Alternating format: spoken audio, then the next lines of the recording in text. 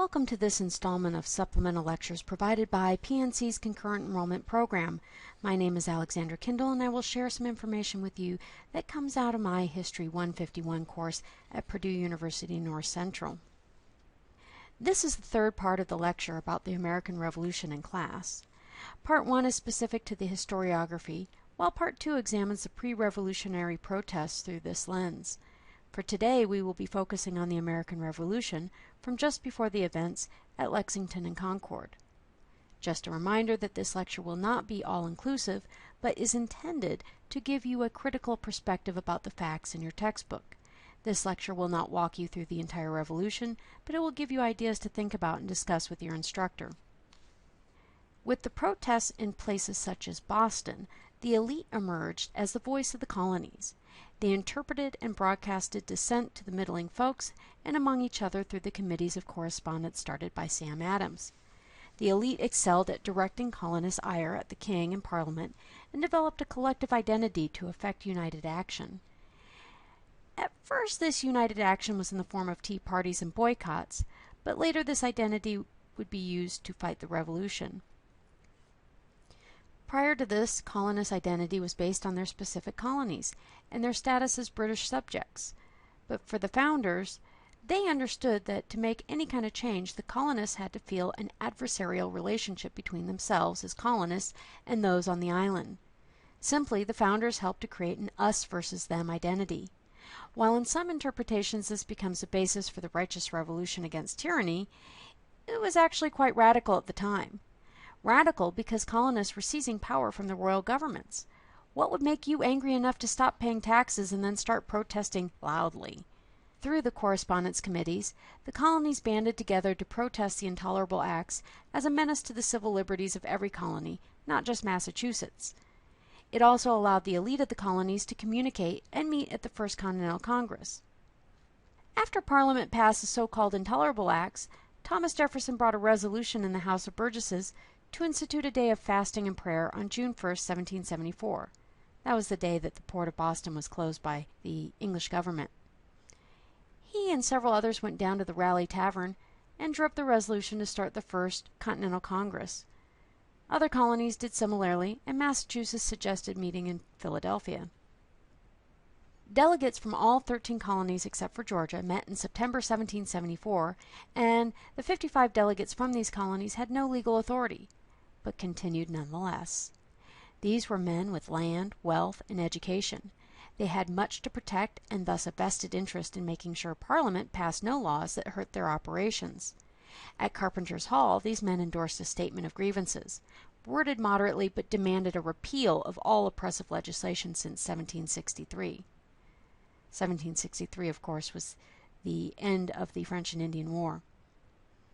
These men also approved resolutions to recommend military preparation for defense and a strict boycott and a continental association to enforce that boycott.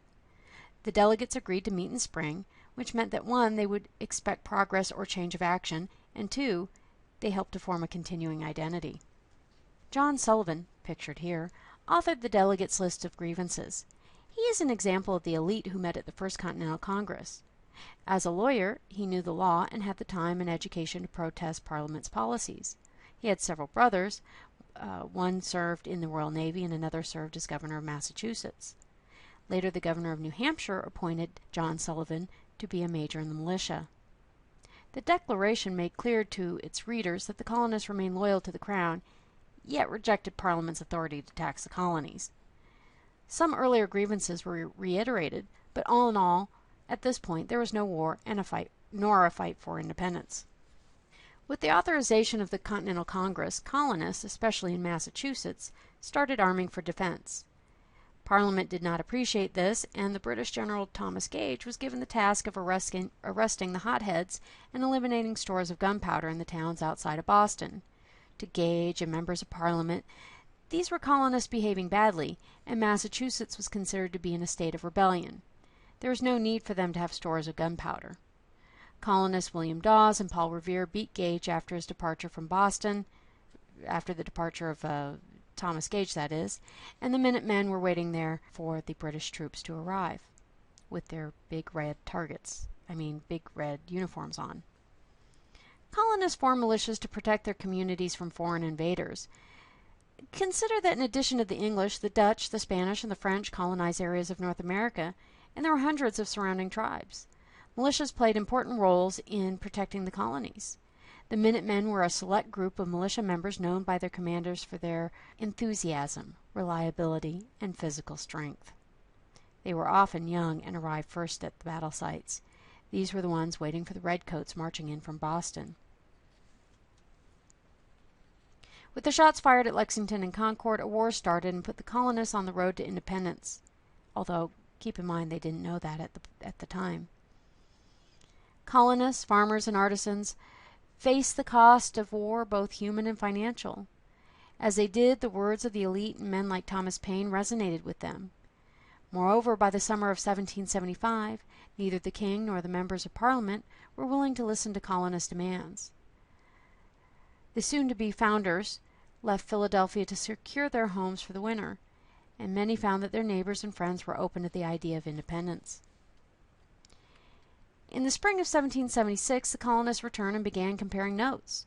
Throughout May and June, delegates quibbled over how to proceed, but by June 11, they appointed a committee to draft a document to declare the colonies independent of the Crown. The committee consisted of 5 men who left the job of drafting the Declaration to Thomas Jefferson. Just like when you're in group work and you know which one is the leader in the group and you make them do most of the work, the founders figured out who the best writer was, and everyone knew Thomas Jefferson was the best writer of the bunch. But that didn't mean his draft was taken 100%. The committee members and then the Congress revised it substantially before it was completed, cutting about 1/4 of Thomas Jefferson's original words. And you can see some of the edits here in the images on the screen. Once revised by Congress, the document had 2 parts. In the first part, Jefferson eloquently expressed the social contract theory of government. According to social contract theory, governments were formed to protect its citizens, including their life, liberty, and the pursuit of happiness. Elite men such as Jefferson read the major historical and political works of the day. Theorists such as John Locke and others had started writing their thoughts on government, especially the idea that people submitted to governments in order to gain certain benefits. That means that if there's a contract between the rulers to take care of the people and the people who want to be cared for, that there's a contract that can be broken. The founders understood the import of new political ideas and what it meant for them in terms of creating a new social order, while colonists of the laboring classes felt the losses faced in battle given more significance by identifying them with the new patriotic ideals promoted by the elite.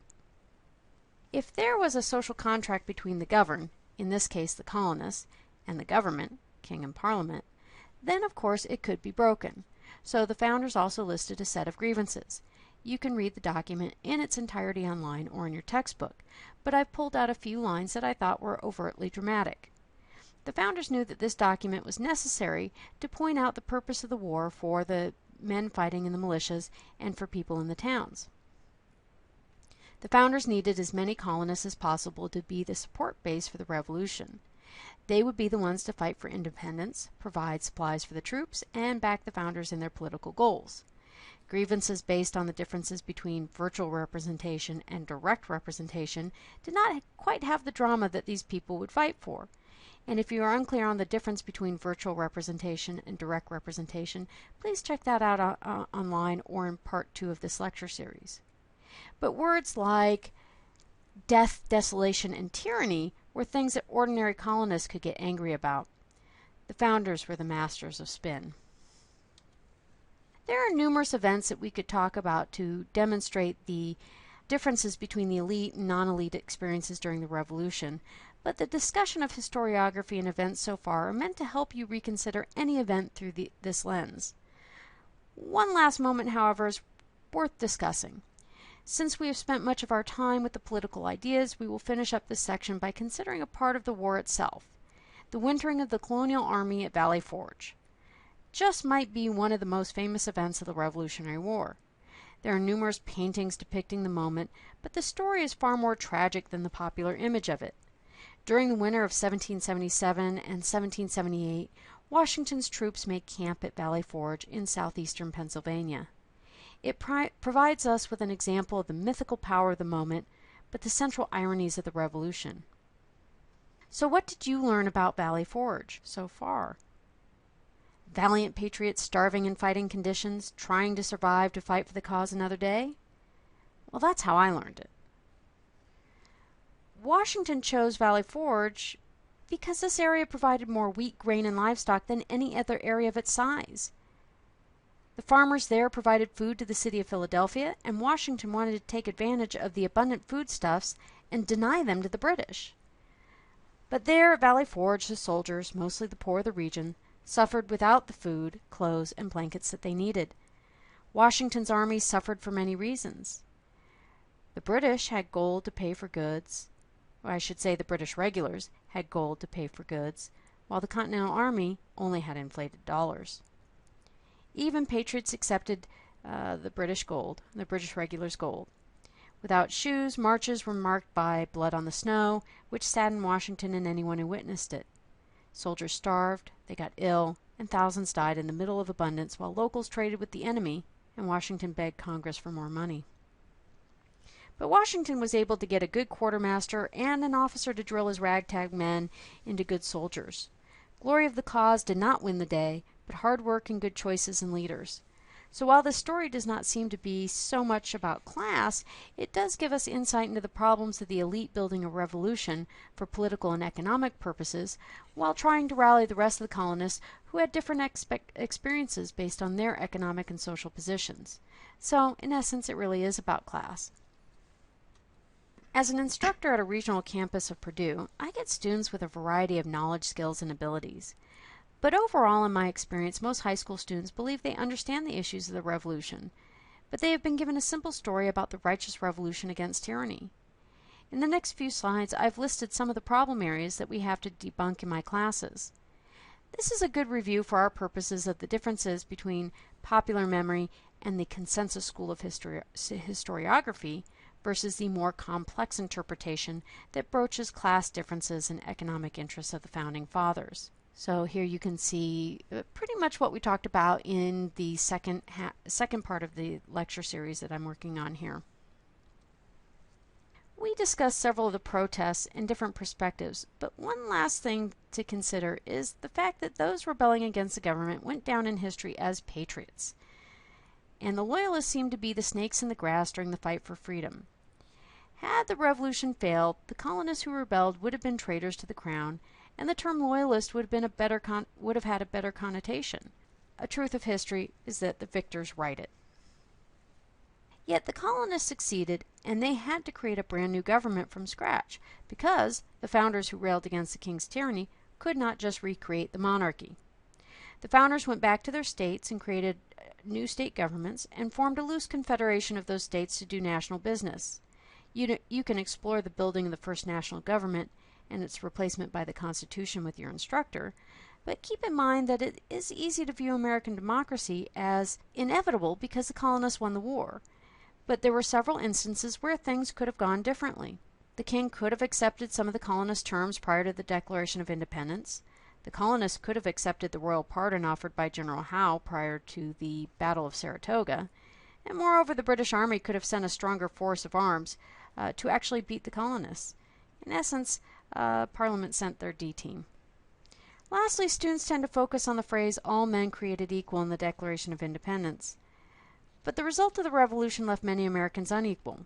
Slaves, women, and the propertyless were left unenfranchised by the Constitution, and Indians were not included in the nation at all. I hope that this interpretation has allowed you to look at the events of the Revolution in a more complicated manner. There's plenty to read on this type of interpretation if you're interested in advancing your knowledge. Thank you for joining me today. I hope that this information will help you in your studies. We all hope to see you at PNC when you are done with your high school degree.